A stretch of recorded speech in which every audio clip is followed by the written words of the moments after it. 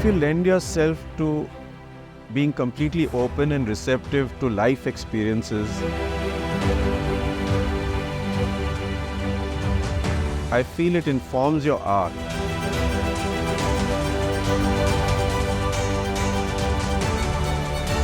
And so, to that extent, your cinematography.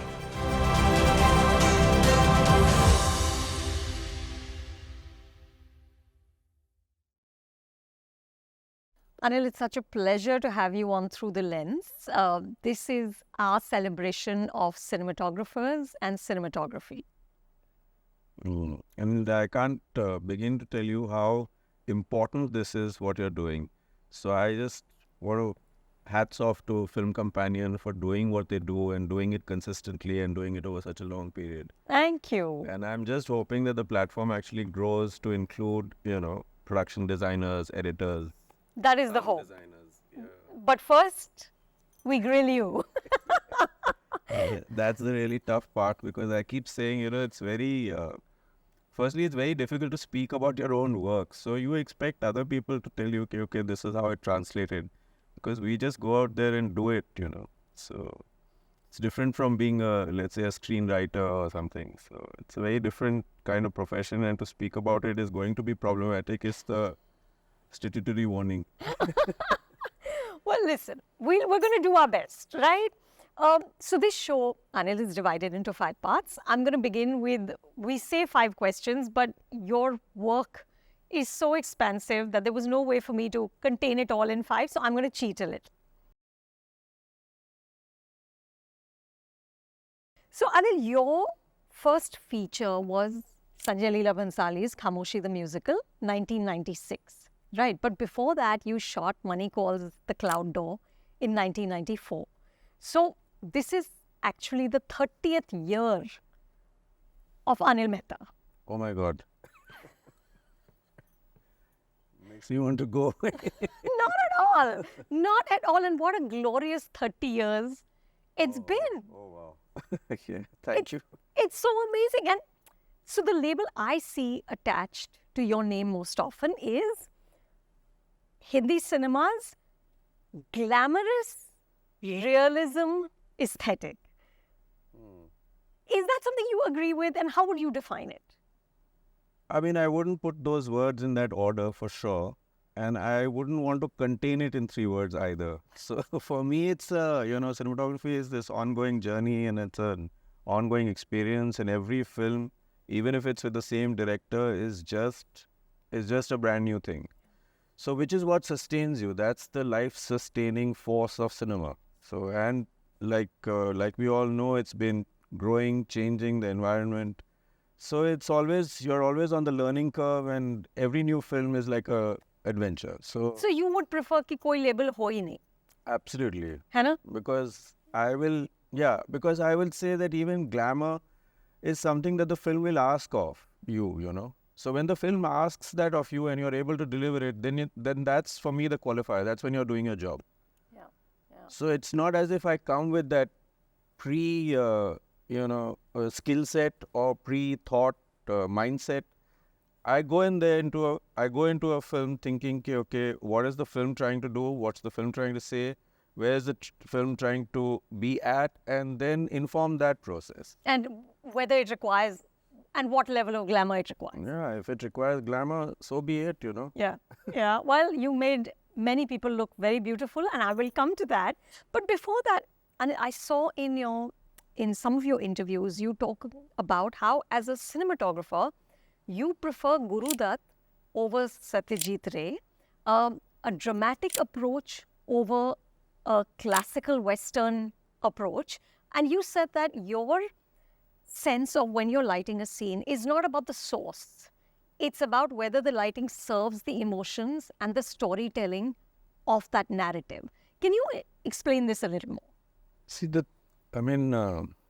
I guess it's a classic conflict in my head also, because also here's the other fact, is that we were genuinely privileged to have Shobhrata Mitra on our campus. At the FTI. At the FTI. And he was doing classes with us. He was doing lighting practicals with us. He was doing emulsion tests with us. So that privilege is huge, and that has stayed. So when I say that I prefer VK Murthy, it's not as if I lean towards that kind of lighting or that kind of expression. Subrata Mitra is as influential in my life as, let's say, Murthy Sahib.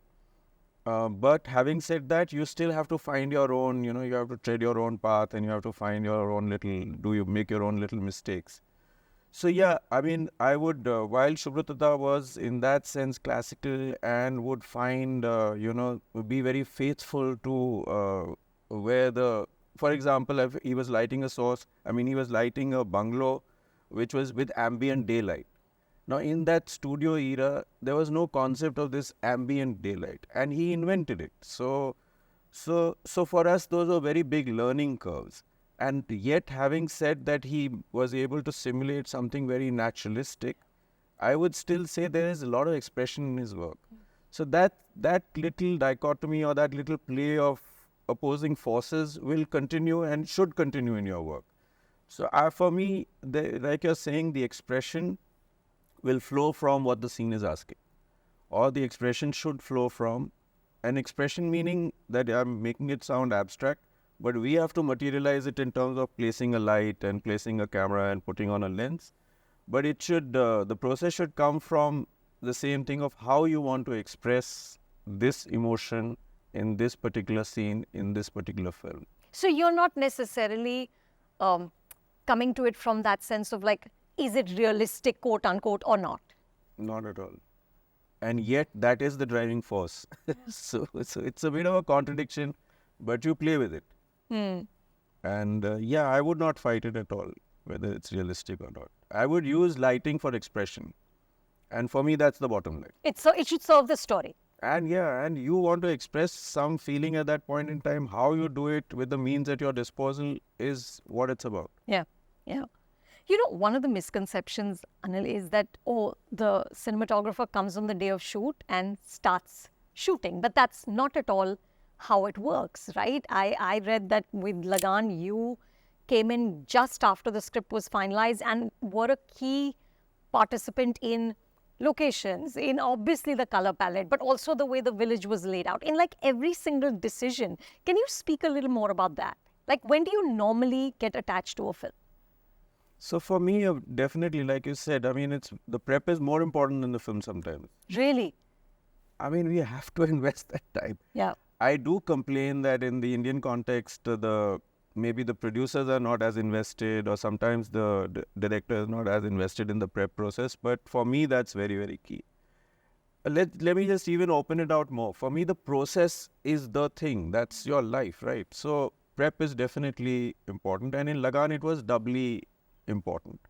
And the thing is that even when I joined prep, fact is that Ashutosh had been across the width of the country looking for his Champaner, So he's already invested a lot of time and energy in it. And you're now, quote, a fellow traveler, and you want to be that support system or that, bouncing board when all this is happening. Otherwise, you just don't go in there to shoot the film. Yeah.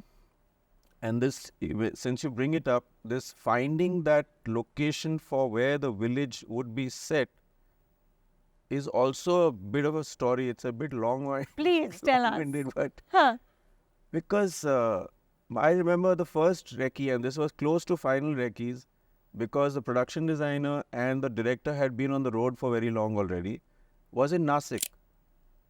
So we have gone off Nasik, off the town, to a spot which Nitin and Ashutosh have kind of zeroed in. They're already sitting there in that field when I arrive with Rao Saab. And they're saying, what if we set it up here? And then in the course of that conversation, I realized that it's actually also driven by logistical concerns.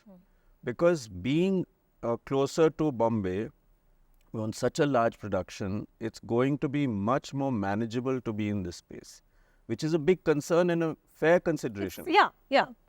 Then we go over this thing of where we'll set what and all that. That whole process in that out-of-town Nasik we have done. And then realize that, okay, here seasons change, colors change, and I'm talking about now, we are there post-monsoon, so it's looking very, very green, So we are already considering what to do with this and all that kind of thing. And then we realize that because of the seasons change and how the landscape will change over time, we feel that given our production schedule, this may not work. So there's a question mark. It's not written off. And then, of course, we go to Bhuj. In Bhuj, Nitin takes us to, the flatlands, which is dry and arid, very contrasted with where Nasik was. Flatland stretching to infinity, but dry. And so this sukha pada hua hai is very evident in the landscape. So it's already saying a lot for the film. Yeah. But I'm standing there and I'm still not convinced. Why? Okay. Coincidentally, it's where we shot for Humdil. We had already shot Nandini's Introduction, of course. Song. Huh. And I'm thinking, the quality of this location is the parched earth. But by the time we have built our village, this texture is not going to be the same. And if this is the key texture, and if it's not going to be there, then why are we here? Right. And then what am I seeing in the depth? Okay, there's the village, and then what am I seeing? Not much. So these are still question marks. So it's not an easy process. It's like you're on the ride and you're asking questions. So anyway, if we wrap for the day and we are staying out of town in Bhuj in some resort type of place. And what Ashu's final note on that evening was that we still haven't found the mound or that little hillock on which the lovers meet, which we call the rendezvous point or whatever. Or the Lovers' Hill, where Bhuvan and Gauri meet. Yeah. And then in the distance, while we are checking into this little resort, in the distance, there's some little, There is a hillock. Modulations on the horizon. Wow. So casually, Ashu asks production, ki, kal subah udhar ja sakte hai kya? So they said, yeah, it's all kacha, there's no roads leading there, but we can drive and our jeeps will take us there. Cool. Next morning we wake up, we are headed towards that mound for that particular scene. Then we arrive there, we get off our cars and we start walking around. So this is this is not planned. So this is, serendipitous. Yeah, So, yeah. And we start walking around and everybody, which includes Nitin, Ashu and all, saying, Acha, what if the village is here and the mound, that rendezvous point is there? And then Nitin looks this way and say, what if the temple is on this mound? And then it just starts to Come together. So those are the, how should I say it? That's what you live for, in film. So magical. I mean, yeah, problematic and magical at the same time because it's not easy. Now at the back, you can already see there are no roads leading there, already said. Yeah. So now you can see production going like this. How do we bring this film universe to this, landscape which is just not connected with anything? But so once more, credit to production for having brought the universe to that spot. How lovely. How lovely. So that's a very small story, but it's actually symptomatic of what we do. And then you create movie history. Okay, since you say so. Absolutely. But when the film was being made, nobody, including Aamir, didn't think that this film would work the way it worked, because he had been told by the trade people, कि क्या कर रहे हो भाई? I remember that. I was already a journalist and I remember धोती में खड़े हुए हैं. और गाँव में, और exactly. क्रिकेट खेल रहे हैं.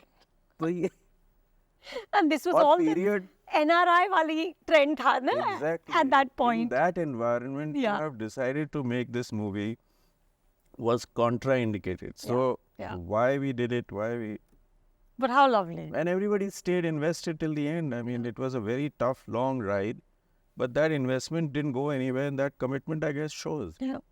And it went all the way to the Oscars. How wonderful. Tells you take as many chances as you can. Which is why you're in the movies, right? Exactly. Exactly. Otherwise, you could have been, where you could have been. Speaking There are of many predictable universes. This Exactly. is the most unpredictable one. You've chosen it. You better lend yourself to it. Speaking of choosing it, Anil, you've said that when you were growing up, films was not a big part of your childhood. But your father introduced you to photography. There was an imported camera you would develop. He taught you how to kind of, the print and negatives and all of that. Do you think that early exposure sort of made you choose when you went to FTII and you were offered streams to choose from and you said, I want to choose cinematography? Could have been, but those are, it's hard to tell what would have been that Trigger. trigger. Because the thing is that was the childhood adventure. So there was an 8mm camera at home, there was a still Rolleicord or something, but twin lens reflex camera. Those were key things for our picnics, holidays, those were not film things. And it was not as if I was, all absorbed by it and said, okay, this is my calling. It was just those fun things we did.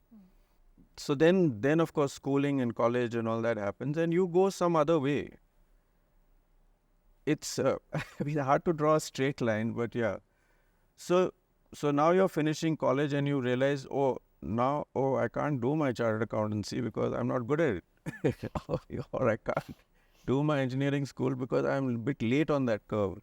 Whatever. So, and your mind is you're already, hanging out at Mandi House and, watching everything that NSD is doing, and you're also in your 2-bit way part of some theatre group and all that.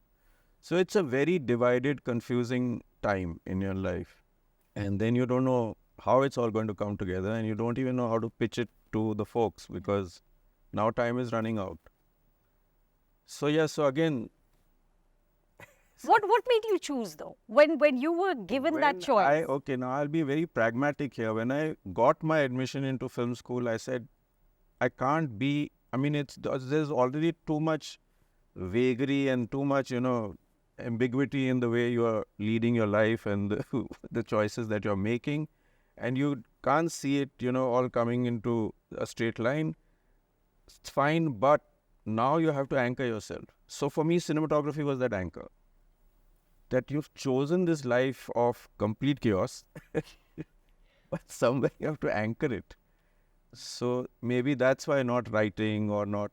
And then also, now that you are bringing back past memories, maybe I was leaning on having been interested in and, done some pictures which I thought were interesting with the still camera at home and all that kind of thing. And so I would have leaned towards cinematography thinking, okay, maybe it is. And then it's only after having started the practice that I realized that that's where I need to be or where I want to. You fell in love with it immediately?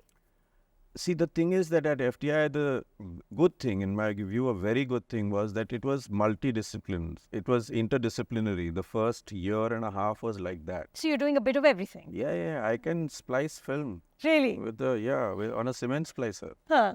I can wind 1,000 feet rolls without it going up and down. I can still do it. So you do the works. Huh. And that was a great part of that, at that point, the course. And yet, yes, the drift and that whole orientation was going towards cinematography in a biggish way. So whenever I watched a film, I would be, sometimes I wouldn't follow what I was seeing, but I was soaking in the way it looked or the way it was shot. So you were speaking about V.K. Murthy and Subrata Mitra. I was as taken by, let's say, a Tarkovsky film as a Godard film, A Vadim Yusuf is not Raul Kutad. But both of them were just speaking so loudly to me that I was again very ambiguous about or confused about where it was all headed. But you loved it. Of course. It was just... You found home, in a sense. It was overwhelming to begin with. And you have to find your baby feet, your baby steps that you take. Make your, it is all floundering for a bit. But yeah. Now that we are talking in hindsight, you can say that, you found your calling, but it was not like that at that point. You said something which I really loved. You said that the values you see in my work are the values I learnt at home, especially from my mother's kitchen. Oh my God. You said it was economical, frugal, truthful. And that's what you try to do in your work. I can't remember having said it so effectively like you're putting it. But maybe, yes, maybe. Now that you're saying it, I find myself, and sometimes I think, is this obsessive? But even at home, when I go to bed, because the next morning when you wake up, there has to be some sense of order. So I can't leave it all in that chaotic state. So maybe bringing a little bit of order into firstly it's flowing from life and then into the work that you do and the way you arrange your frame. Maybe it's just beyond my realm to express. It's probably for some shrink to To analyze. Did you ever tell your mom that the way I shoot is actually a reflection of what you did back in the day? My God. I thought it was just lovely. But doesn't life inform your work? Absolutely. I mean, and particularly in film, I mean, it should. Yeah. So the other thing I feel strongly about is that everything that you do in life actually informs your process.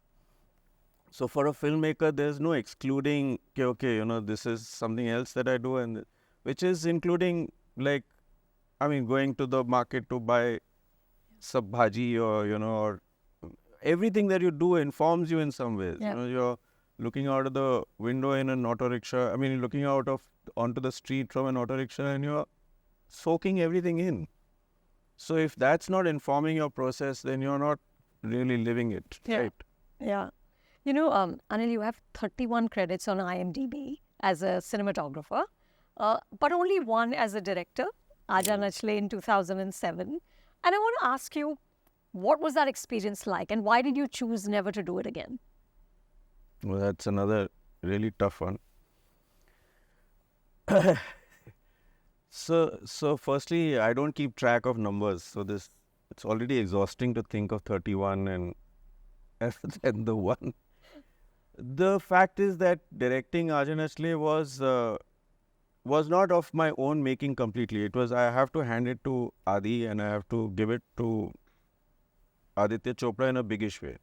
Because when he first asked this question of me, I said, no, maybe not, He said, would you want to direct? I said, maybe not. And this was casual conversation on, I think, Veer-Zaara sets. So I thought maybe we are just killing time and, doing idle chatter. But he didn't give up on that. He brought it up again when we met again. And he brought it up over a period of time. And at a certain stage, I felt maybe, I'm getting a bit saturated with the kind of work I'm doing. So maybe this is a great option. And Adi is asking me. Yes. So with that support system and that thing, probably I went into that space of, wanting to direct Aaja Nachle. And it came also from him asking me, what kind of stories are you interested in? And I remember telling him that, about something that's, again, we were in that era where everything was traveling to New York to shoot or London to shoot and all that. And I was saying, something set in a small town in India would be nice. Yeah. And that's exactly what he did. He set the film with Jaideep. They sat down and they thought it through and they wrote it out. And it was set in small town India. Maybe that was before its time, because then small town India films came into being in a biggish way much later. Yeah. Not much later, but later. A few years later, for sure. Yeah.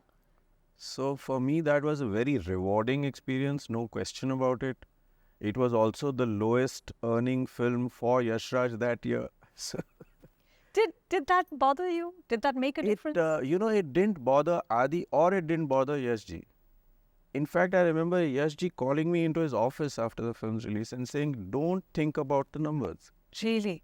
He says, you should be working on your next film and script now. Wow. I said, where is this coming from? That's amazing. It was just overwhelming for me. So they were not bothered about it at all. In fact, they took it more in their stride. And I thought about it a bit. And I said, okay, actually, let me just try and say it a different way. Is that directing and cinematography, it feels like a logical thing because as a cinematographer, you feel you know how films are made. But it's not like switching hats. It's like you have to inhabit a whole other headspace. You have to have a different mindset when you're a film director or when you're approaching or telling a story. It's not just about the craft. And as cinematographers, we are a little more possessed by the craft of it. And you can, I suppose, in a way, cordon yourself off? You can kind of, although you have to be invested, I keep saying invested in the script and screenplay as much, but you can, or put it very simply, you can go home and sleep. As a cinematographer, as a director, you can't go home and sleep. that just doesn't go away. Shouldn't. Yeah. Yeah. It should preoccupy you in that manner, And so you never wanted to give it another shot. So yeah, so I think I was the one who said, okay, you've done it. It was great. That experience was great. But this is not your space. Or you have to, actually then I have to reinvent myself and say, okay, I want to invest in this space. And that leap at that point in time, maybe I didn't want to take. Although, fact is that, like I said, both Adi and Yashji felt that, don't worry about it. So from the producer's end, there was never that pressure. Yeah. So the numbers were not doing the talking.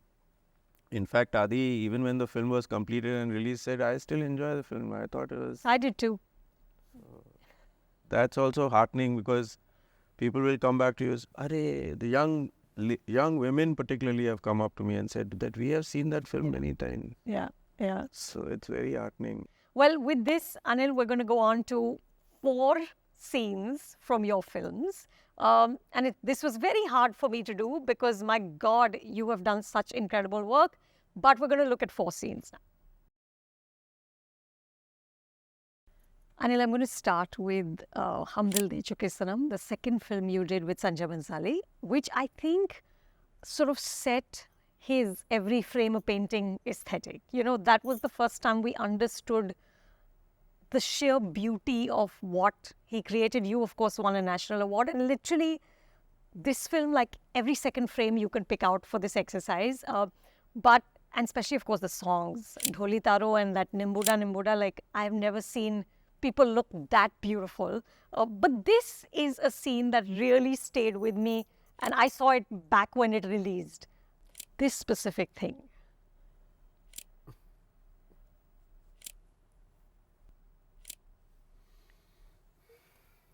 So wonderful. The red curtains, that light moving. What do you remember about creating this?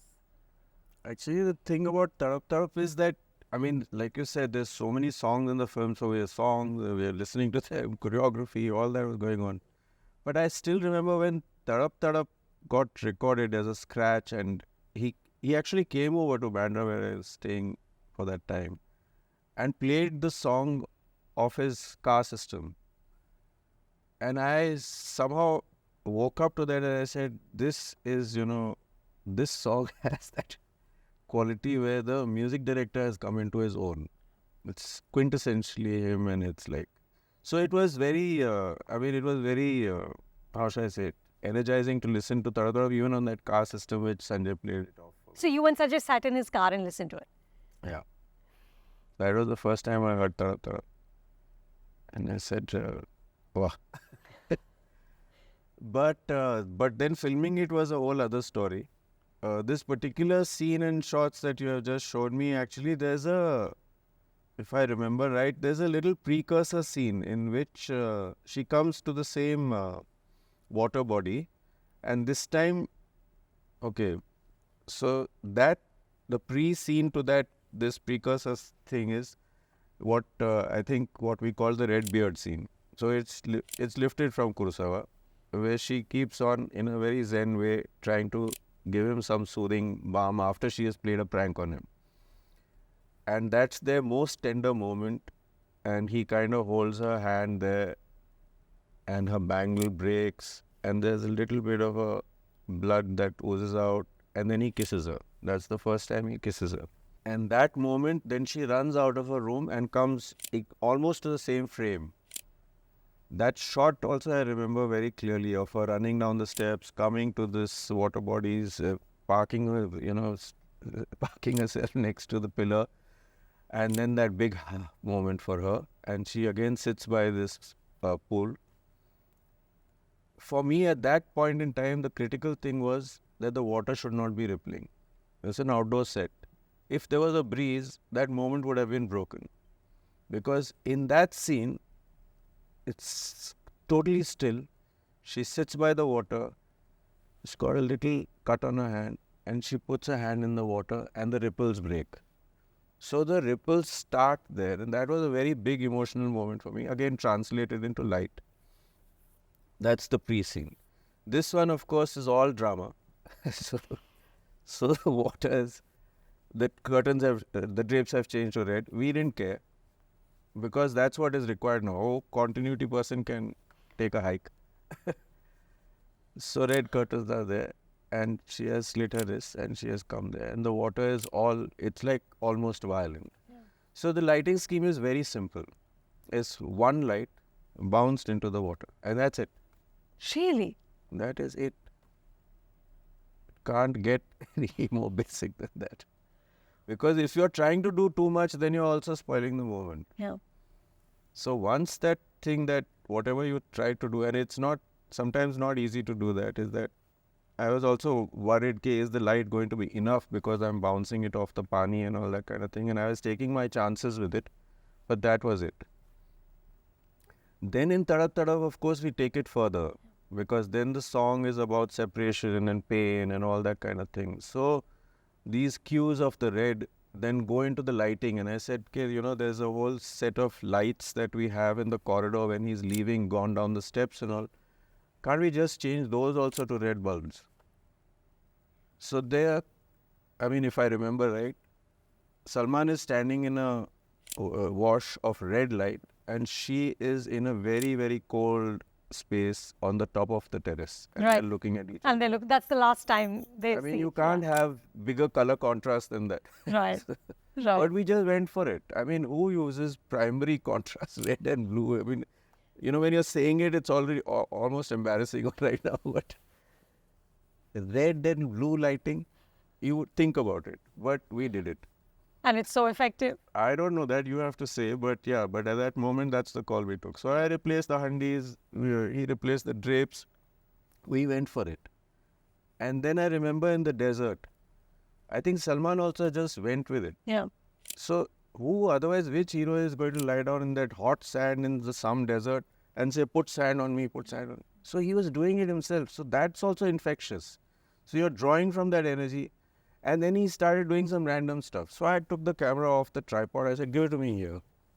And then I was with Salman in that moment, So soaking in from what he is doing, and the camera also probably points at the sun, which was a no-no at that time because of the kind of... Then, today it's the norm.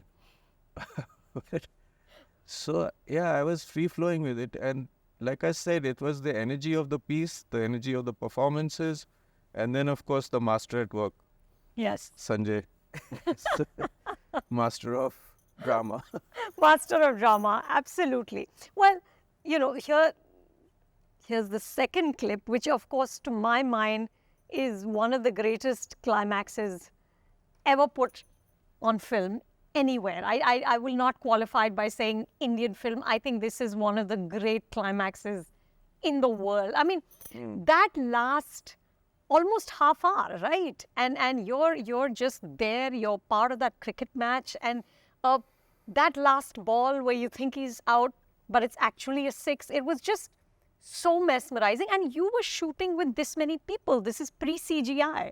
So you haven't replicated these people digitally. They're all there. What was this like? Let me show you a little bit.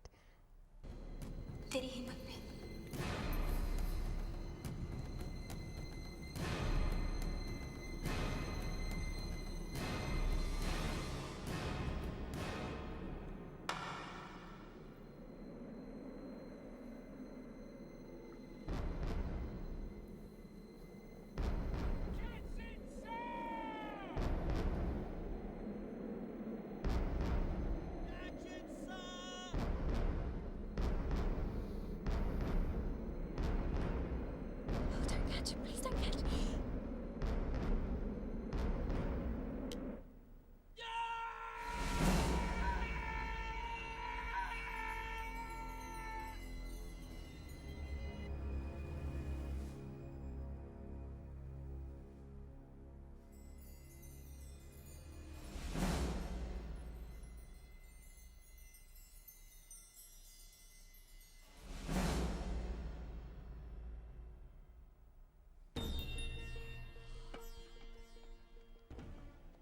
Oh, amazing.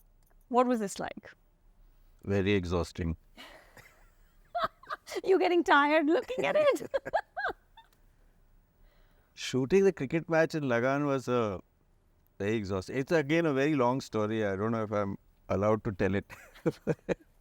But the how to shoot the match, when to shoot it, all that was an ongoing conversation, just went on and on and on. And what Ashutosh had promised me before the film started shooting is that I will write a short booklet on the final match and then we will go by that book. That booklet was never written till the day came, we have to shoot the match tomorrow. So then literally we have taken time out. The whole crew is sitting in the hotel.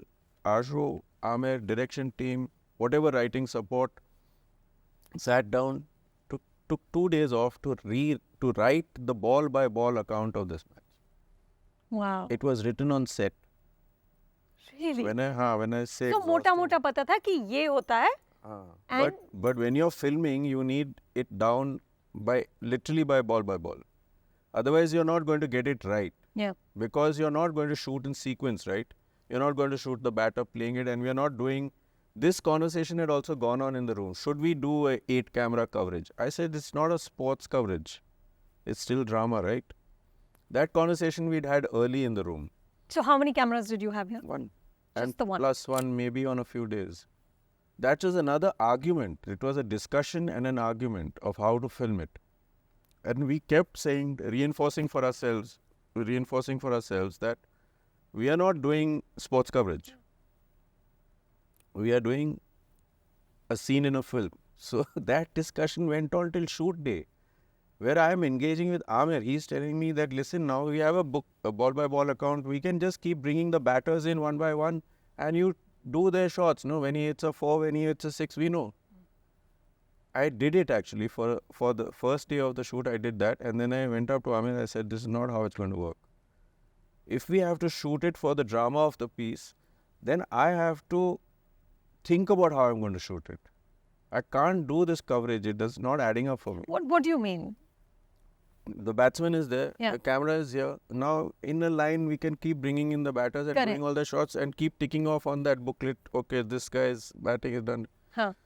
But so if I'll just take it a little further. So then I said, if Guran has come in to bat, I want to be up close to him. If Kachra is batting, there's a whole other feel to that thing. Right. If I want to lay a track for something where some moment is going on, then I want to be able to lay a track on the pitch. I can't do coverage from afar. So when it comes to all these things about because the emotion with each person is different. It's different. Right. So finally I've laid tracks across the pitch and done cross tracks. I've shot Kachra with the zoom because it's all very unsettled.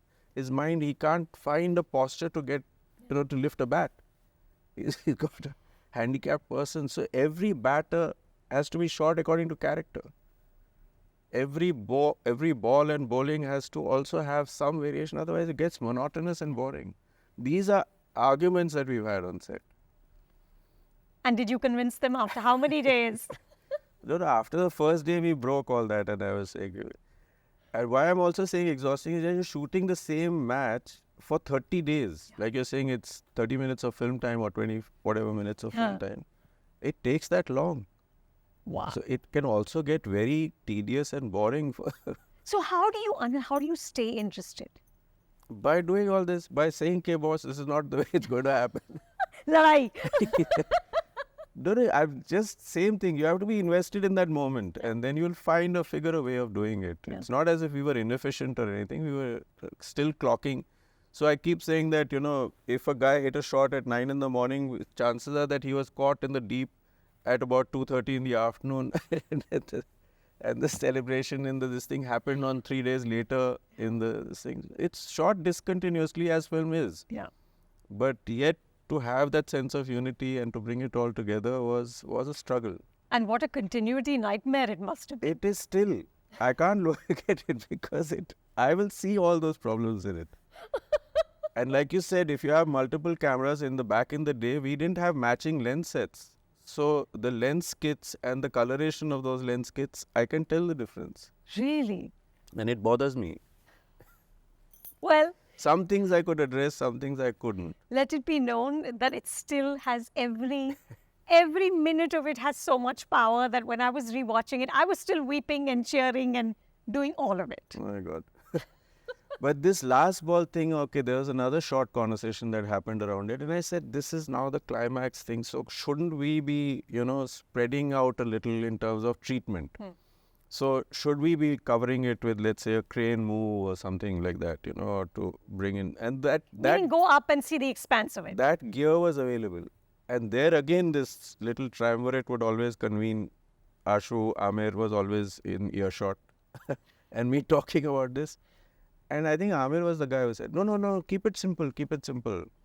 And he's right. I mean, the fact is that, it's just after he has held the thing and we tilt down, we see he's outside the line. There's no expansive shot in this. It's all up. And close. which is where the euphoria comes from, is that tilt down. And also that we've used, high speed also sparingly. We didn't use it through the match. Now only in the final moment. So it's those little things that add up. Yeah. I remember another conversation with Ashutosh. Now you're bringing back memories where Javed Bhai says, hum match jeet gaye. Is that big moment. Everything has happened and he chose a lens. He said, put on your widest lens. So I put on the widest lens and I went up to Ashutosh and said, I have not used this in the whole film. Just look at it. There's a lot of distortion in there. He said, no, it's correct. And his instinct is right. That's only once have I used that lens in that whole film, and it's in that moment. Because that moment required this build. Yeah. So we've done it by simple means, but then every little thing is tweaked through conversation. Which also in my view is the big thing about filmmaking, is that trusted collaboration. If that's not there also, sometimes it doesn't translate. Yeah. The film doesn't translate well. Yeah. So speaking of slow motion, Tumhi Dekho Na from Kabhi Alvida Na Kehna, such a beautiful song. And I thought that idea that two people are so in love that the whole world is kind of awash in those colors was just so lovely. Tell me about making this. It's so pretty. This is all current. The autumns are just gorgeous. These oranges and those leaves, just so beautiful. Tell me about this. So first, I think one should pay one's tribute to, this is the Mani Ratnam era also. Yes. So, and I think Alepayate has come and gone, Alepayate. And I think I've already shot Satya. Huh. So in that also there's one, color-coded song, which was, in Alepayade it was really special. PC sir has done what he has done. This is for me actually the coming of digital intermediate or DI or digital grading, digital coloring. So while this is all Karan, because Karan and clothes, you don't have to say more. So when he has thought of this idea and then dressed these people in this manner, he has already set up the stage in a very big way. So again, you can see where he's taking it, what he wants to do with it. Now it's your responsibility to kind of push the same buttons and take this little further, or to realize it in a good way. Locations are being sought with this in mind. Colors are being, put in the frame completely looking at the palette, etc., etc. But where I was coming from is that now digital grading allowed me that little extra bandwidth. In what way? So if you look at that blue section in this thing, actually if you look at the background, it's a stone building, right? I think we were outside Columbia University or something. But the shadows or whatever, the buildings at the back are tweaked to be cool. It was possible for me to do it in digital grading. I now look at it and I feel like I pushed it too far. But that's probably because of this new tech is, suddenly It was exciting. talking to you, and I said, this is possible. Right.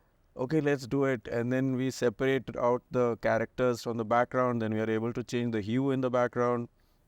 So that got a bit carried away. But that excitement has translated into this song, where I was able to take tonalities and tweak them to a certain level to make the whole frame work. So we did find an autumnal tree. We did find it laden with these yellow-brown things. But maybe the orange in that has been tweaked a bit. So it's like that. And when you're dealing with something that is coded so carefully in costume, half the battle is already won. And then you do the rest in lighting and, like I said, little bit of this thing. So this, Anil, I would argue, is the glamorous aesthetic that is attached to your name, right? So much of when you shoot a film like this, your job is also to make these very beautiful people even more beautiful, right? How do you balance between that and what the story needs? So if you feel that the film told its story well, then that The balance was answer is achieved. already Correct. But see, the thing is, maybe I don't quarrel with it. Maybe if I know that that's the calling of the film or calling of the piece, then I don't go in there saying, no, how will the drama work in this? I know, I mean, in my little interaction with Karan, I know the space that he inhabits. I know the way he wants his film to look. I know just by the way he'll bring, his actors onto set, you know what the deal there is and what the feeling there is. So amount he will fret over Rani's clothes or Preeti Zinta's clothes, you can hear all that, right? So if you're receptive to that, you know that that's a very big concern, and that's concern meaning it's one of the priorities of the director. And you have to flow with that. If you are quarreling with it is when you won't get the piece right. Correct. You have to serve the director's priorities. Exactly. I mean, that's why you're a cinematographer. Yeah. You're not there to, get your brownie points. You're there to, almost service this vision. Yeah. And if you do that well, then the film works. Then it works for everyone, right? Yeah. So I've had conversations with, let's say, with Sharmishta about how Kal Ho Na Ho should be set, The art director. She is the production designer on the film. She is fabulous. She's worked more with Karan than I have, and I'm having an argument with her, trying to tell her how a Karan Johar film should look. And she's pushing me to say, no, let's shoot in Brooklyn and all that. I'm saying, hold it, boss. Let's see how Preeti Zinta will be dressed first. Which handbag will she be carrying? Then we'll say where she should live. I mean, it goes... I'm making it sound all a bit cut and dried, but it's like a process, you know. Yeah. So in this, there's no confusion. We have Karan as, doing his bit, and he does it so well. Yeah. And so when the people come on dressed the way they are and looking the way they are, that's your job then, right? And if you do that well, I feel the tale will be told in the best spirit. Yeah. So in some ways, Kal Ho Na Ho is different from Kabhi Alvida. And that's because the director's sensibilities are slightly different. Can I tell you my favorite current story, which has you in it? I was doing an interview with him and I was, I think, sort of poking him about how everything has to be so beautiful. I think I asked him about this film, that why does it need to be New York? And he was like, but where would they meet in Mumbai? Like it wouldn't be pretty enough, for this sort of adultery to take place in a very sort of, gorgeous way. And I said, well, Karan, everything has to be good looking in your films. He said, yes, even my DOP has to be good looking, which is why I work with Anil Mehta. I thought that was just outstanding. Then outrageous. I died laughing. But you're right. You are in service to the beauty. Yeah, and because of the nature of the telling of that story will still come right. So it's not as if I'm anxious or, underwhelmed by the fact that the drama scenes will not play as well. They will play as well. And here's the thing, with films like these, the actors are carrying the tale much more than anybody else. Yeah. And if you're quarreling with that, then you're not doing, justice by the film. Now, the next scene is of course very different from all of this. But before I go there, between this film and Darlings, which is the next one I want to show you, you actually stopped working on film, as did most of the world, right? Highway was your first pure digital piece. What was the challenge of that, Anil? And do you miss film? Actually, both things can be said in the same breath.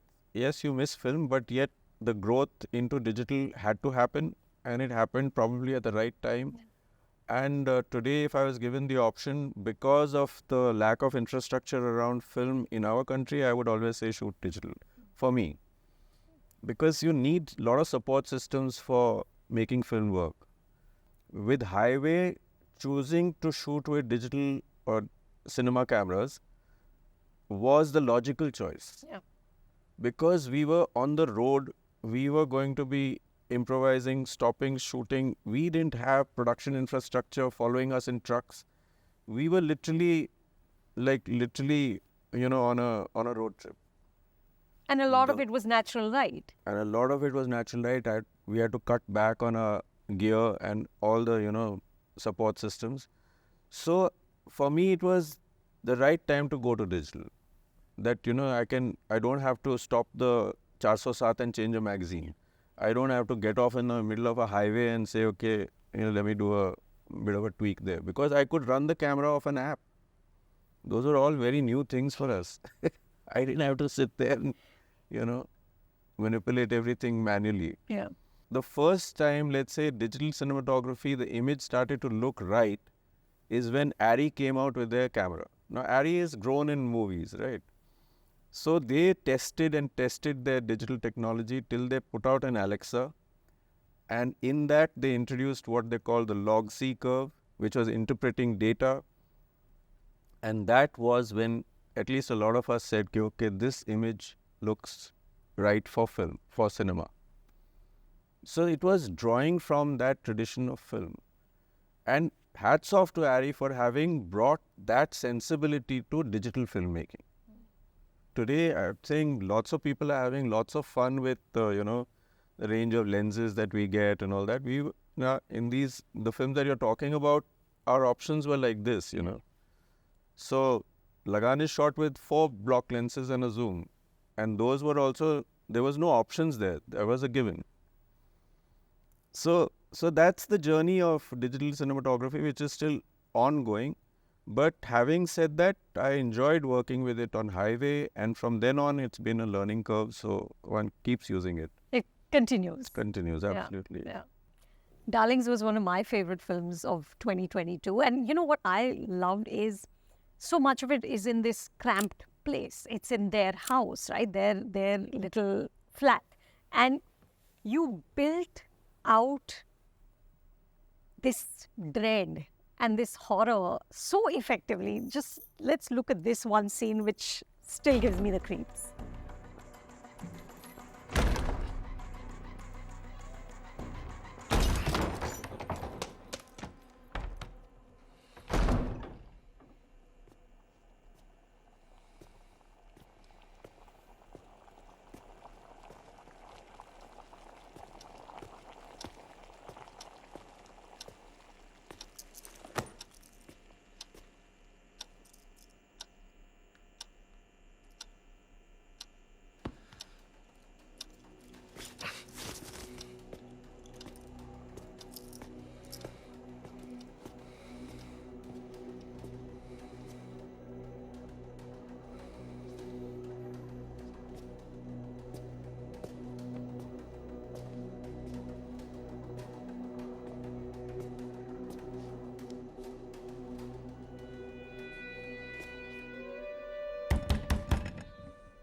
कब से चल रहा कामा सूत्रा 12 कामा क्या कह रहे हो आप? हिंदी गा के पूछूं 12 पता कब से चल रहा थोड़ा टाइटैनिक के हीरो जैसा है ना फ्रेश लवर बॉय सेंट लगा के और मैं थकेला पति बच्चा भी उसी का है क्या बच्चा आपका है?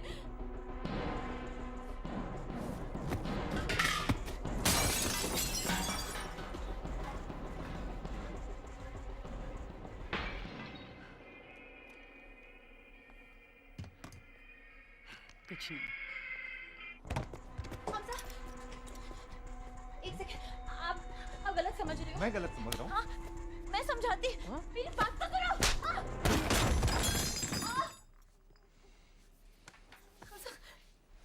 हाँ पता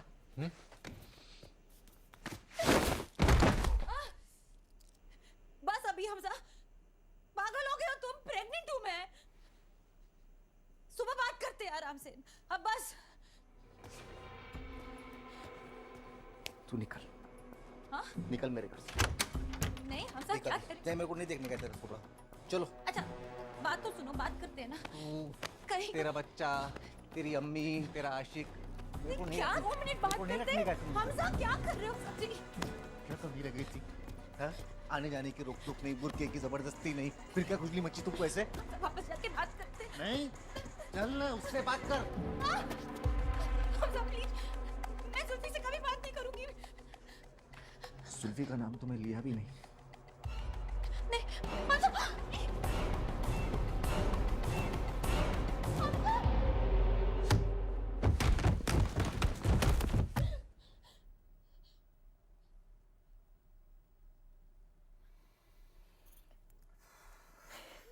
It's tough to watch, no? No, and I think on Darlings, this question of violence and how to film it was asked very early. So it was the top of my mind also that we had to, I mean, it's the core of the film, but how you depict it was always going to be a little. So sorry, what was the question? So, like, what was this? What were the conversations about how to depict violence? So actually, Darlings is shot around COVID times. So we had a lot of time because we couldn't shoot for this reason or that reason and all that kind of thing. So we ended up spending a lot of time in office. And Jasmeet's piece was fully written. So since we were in office and we were talking about it, I remember that in this film, pretty much everything got marked out in terms of shots while we spoke about it, while we sat down and spoke about it. Really? So, We in were a able to sense- think it through in the office rooms. So you knew exactly what you were going to do. Exactly, so it's never the case, Huh, but but yeah, more or but we less. had worked out a grid for, and particularly for these key scenes, we had a grid in mind. And actually, it starts in the beginning of the film only. There's one slapping scene, not slapping scene. There's the domestic violence sets in really early. When he finds the Conquered conquered. in Huh. So two things actually, if I remember the conversations right, is that I read the script and then one of the conversations was to Jasmeet is that a lot happens inside this really small space. So, let's, I don't know how I processed that information, but I said, let's not set the expectation in the wrong way, which means that the opening Kankar scene, if I recall and if you remember, is nothing. Yeah. It's just one very Dining table. Huh. dining table and one very slow track in. So one of the ways of not, when I say don't build expectation, is that don't cut it too frantically. Don't make it into like a dialogue scene between two people. It's incidental. It's happening. So it's a little casual like that. Not much is happening. She comes in, she serves him, he's eating, this thing happens, she comes, settles down. Nothing has happened. We continuous shot, we just tracked in a bit. So that's like firstly setting the pace for the film. And then when the violence happens and he gets off his chair, is again, and we didn't have, it was again not very elaborate. I said, we don't have to go to where the action happens, we just stay at the table. So I remember I had to actually get up and demonstrate for Alia ke you just put your hand on this chair, and for me that's the cue, because then I can stay with the chair and you guys please leave the frame. Because you don't. So that sets the tone of how you want to depict the violence. You don't want to travel with this. Right. Yeah. Because, but Anil, what you're saying is that the reason to do that is to not ever make it gratuitous or to not in any way kind of make it look like it is okay. No, it can't be okay. It can't be, exactly. That's not the film. That's not the film the film is Right, talking about. right. So there's a huge contrast between what happens in the night and what happens in the day with him. He's almost a schizo That's character. right, yeah. that's right. In the morning, he's all very cheerful in the kitchen. So similarly, lighting, etc. Compositions will be like that. Much more every morning, every day, that kind of thing. So now coming to this scene, again, it was blocked in the office. And I remember at one stage, we were talking around a table, and I said, he will pull her by the hair and it will be like he's dragging her. So she won't be in front. She'll be behind him and he'll be dragging her. And I said this and I was thinking to myself, what's going on with you, man? Yeah. Why are you relating so much? I was like, I had to just take a breather and say, kya chal raha hai? And including the throwing down on the stairs also, I said, wo ulti giregi. And I'm saying again, Why? How did you think of that? it's just so much more horrific It is. because you It's are awful. so helpless. If you Yeah. fall forward, you can, use your hands, you can hold on to something, you can use your knees. When you fall backwards, Yeah. So the moment is, and this is all happening in the office. I might have held Jasmeet's hair to show her what's going on. And it was all amusing at that point in time. Yeah. So like I said, the scenes were thought through and blocked before we went on location.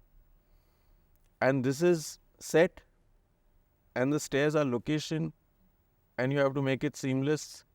So it's a lot of prep work, So the inside is the set and the including steps, the corridor. including the work. So I had to devise that cut also on the spot of when he swings her around is when the cut happens from set to location. Right. So that is a bit of just a blur cut. And then of course the action guys come in and say, sir, aap camera udhar rakho, ye slow motion mein aise she will appear through this door frame. I said, very good. So then they come and enhance that thing. Whereas with the domestic violence at home, in the first scene, I had to tell the action guys, boss, isme zyada drama nahi karna hai, isko relaxed hi rakhenge, few cuts, very few cuts. Don't cut it like you would cut an action scene. Also because it's a regular thing. So it's Also, you the don't- ordinary in their lives. Correct. And also, you don't want to play it for just glorifying that action set piece, Yeah. which is very different when you want to turn cars over as opposed to this. So, you want to let it play for the reality of the moment. Does this happen often, Anil? Do stories get inside you in too deep a way?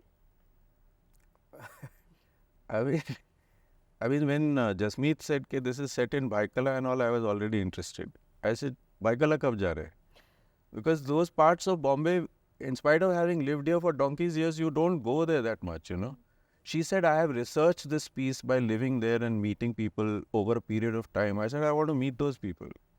So that's where the film began. So you start getting invested in that world and trying to see, where the textures are. And unfortunately, we were not able to shoot on location that much because, again, COVID, etc., and a lot of practical considerations. So we ended up having to build a set. And then when you build the set, the quarrels will start. How real? How much space to expand?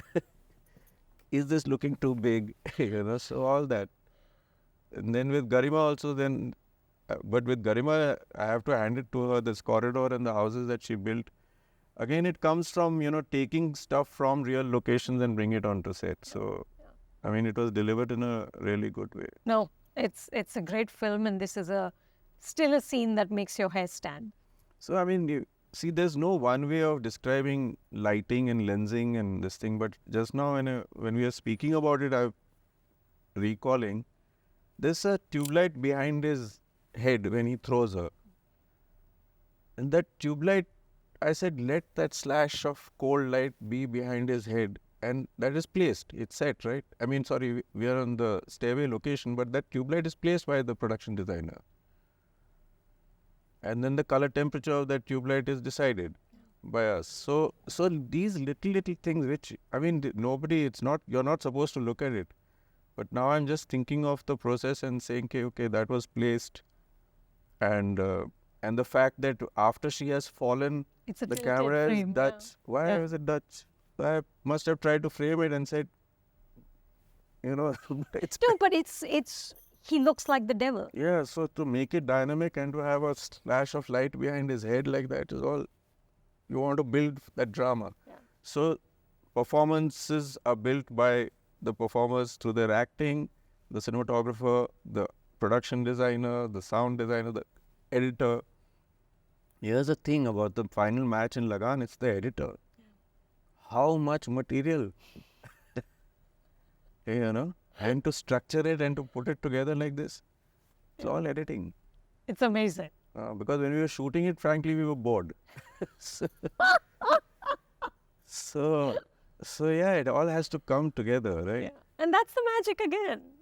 That is the magic. Sometimes it happens and sometimes it doesn't. Right, right. The cinema gods have to be smiling on you. Yeah.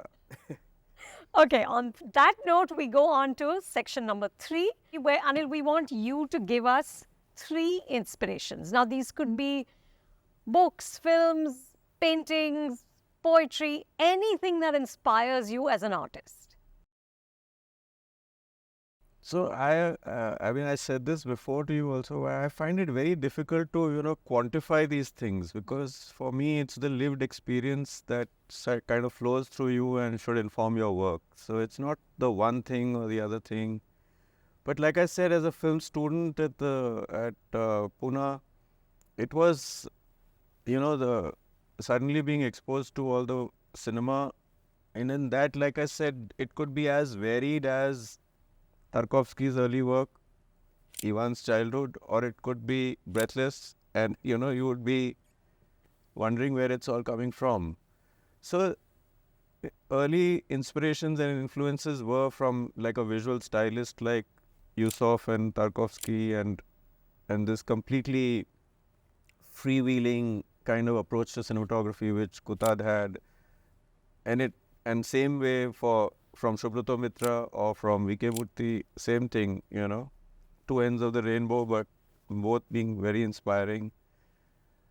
But I think as a young person, I remember I'm making one trip to Europe, which was like paid for by my dad, and he said, okay, go, if you want to travel, you can travel, and he gave me a ticket. And I was pretty much at a loose end, and I was by myself.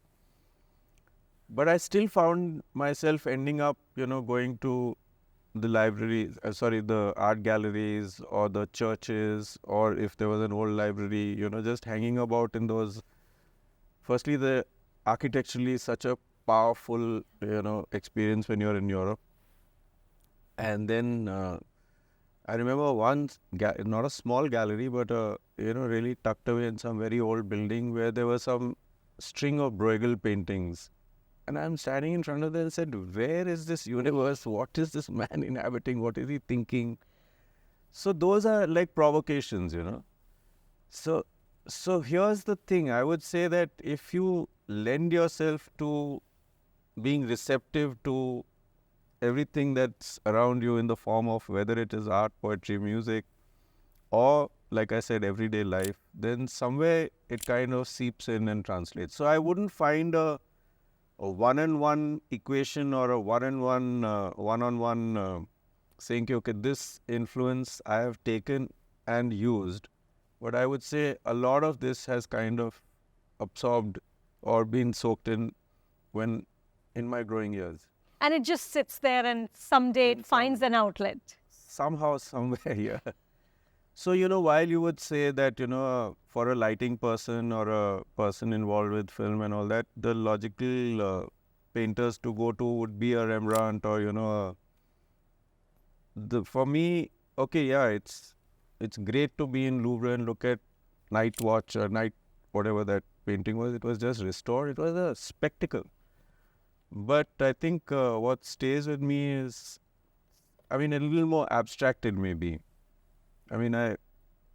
Miniature paintings, and there's no direct bearing on your work, but you just leaf through them and you realize, and early days I didn't really get them, but you realize the sheer finessing of it, the skill of it, and the expression of it. Detailing, no? We talk color palette a lot these days, but you should look at those paintings and they're just clothes and, fabric. Everything is just so beautifully detailed. So it can be anything. In my view, it's not three things, and there's no one-on-one, and there's no direct translation, and yet It could be I would say it could be Rashid Khan, so, and recently, I've heard a lot. At one time, it used to play in my car a lot, and then suddenly, at this young age, you lose Rashid Khan. So, music, everything, and not one kind of music. Dylan and Dawes have been part of my life as well. So. And Anil, I'm sure young people ask you about advice a lot. right? What is your advice for aspiring DOPs? How do you get into cinematography? But what are some practical lessons that have stood you in good stead? This is the one question which always stumps me, and you're right. Young people do ask this of you, and I really just never have an answer of what is going to set you on this right path, because you have chosen the most difficult profession there is, And I didn't say this. I think in one preface of Tarkovsky's book, he says it. He said, being a fighter pilot and being a filmmaker, two of the toughest professions in the world. So you chose it. Now just, enjoy the ride, because it's not going to be easy. And, but what I do find is that now in some and in more ways than one, the world is changing in strange ways. And if I don't know if I'll say it right, but it's becoming more and more virtual. So to be grounded in the reality of things and to have your senses in sync and tune with the reality of things is probably the most important thing that you should focus on. I mean, I don't know if I'll say it right, is that if you are able to tell the weather by looking at the sky rather than at AccuWeather, you may learn much more. So here's the thing, I mean, just stay connected with the elements, and the elements will inform your work. And I'm not saying it in some really abstract, profound way. I'm saying it in the context of highway, I mean, it's a ever-changing weather, ever-changing, environment. The spaces are fluid, and you're moving, and you're adapting, and you're filming. So it's tangible. It's very tangible.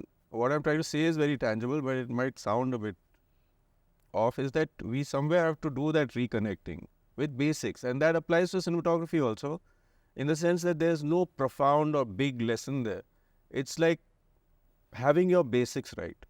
And basics can go back to your, first semester of lighting, which is, okay, key light correct jagah pe lagaya ke nahi? And that one light will make that difference, or the placement of that one light, or the intensity of that light will make the difference to the scene. So I would still say,